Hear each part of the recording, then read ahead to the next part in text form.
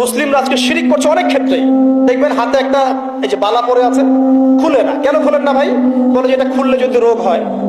রোগ দেওয়ার মালিক কে? ওই বালা না আল্লাহ?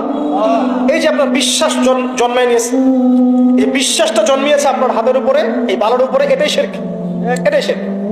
যদি আপনি বিশ্বাস করেন যে এটা হাতে থাকলে আপনি সুস্থ থাকবেন, হাত থেকে খুলে পড়ে গেলে আপনি আর বাঁচবেন না, এই যে কল্যাণ অকল্যাণের মালিক আপনি কাকে করলেন? ওই বালাকে করেছেন, আল্লাহকে করেন নাই। এখানে শিরক হয়ে গেছে, খুবই সূক্ষ্ম শিরক। আপনি নামাজ পড়ছেন মনে করেন, এখন কিছু মানুষ আসলো, এখন দেখছেন যে হুজুর তো আমার নামাজ দেখছে, নামাজটা খুব সুন্দর করে পড়ার চেষ্টা করলেন, লম্বা নামাজ, সেজদায় গিয়ে আর উঠছেন না, খুব সুন্দর নামাজ পড়ছেন। এই যে মানুষকে দেখানোর জন্য নামাজটা পড়ছেন, এটা শিরক। এটা কি? এটাও শিরক। এই যে গণক বসে আছে রাস্তার পাশে, দেখবেন টিয়া পাখি, টিয়া পাখি নিয়ে, তারপরে যে কাগজ নিয়ে আসেন ভাই ভাগ্য পরীক্ষা করে দেই।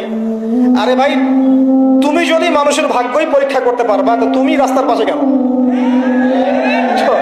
তোমার ভাগ্য কেউ পরীক্ষা করেনি কখনো? এতটুকু কমন সেন্স আমাদের নাই?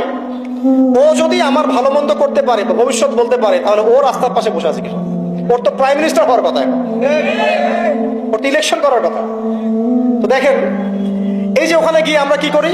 ভাই আমার হাতটা দেখে দেন, ভাই আমার অতীত বলে দেন, ভবিষ্যৎ বলে দেন। এবং এগুলো দিন দিন বাড়ছে, কিন্তু এর রাশিফল, কবিরাজি, গণকে, এগুলো দিন দিন বাড়ছে। এবং আমি লক্ষ্য করছি দিন দিন আরেকটা জিনিসও বাড়ছে, সেটা হলো জাদুবিদ্যার চর্চা করা।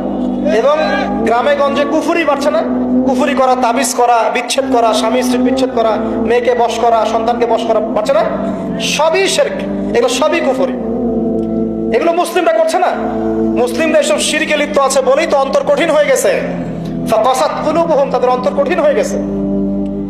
তো একটা হাদিস বলে এখানে, খালি নবী সাল্লাল্লাহু আলাইহি ওয়াসাল্লাম বলছেন, যদি কেউ কোনো গণকের কাছে যায়, গিয়ে বলে দেখেন তো আমার হাতটা একটু, ও কিন্তু বিশ্বাস করে না যে এ ভবিষ্যৎ বলতে পারে, খালি এমনি বলেছে একটু দেখেন তো, বলার সাথে সাথেই 40 দিনের নামাজ কবুল হবে না।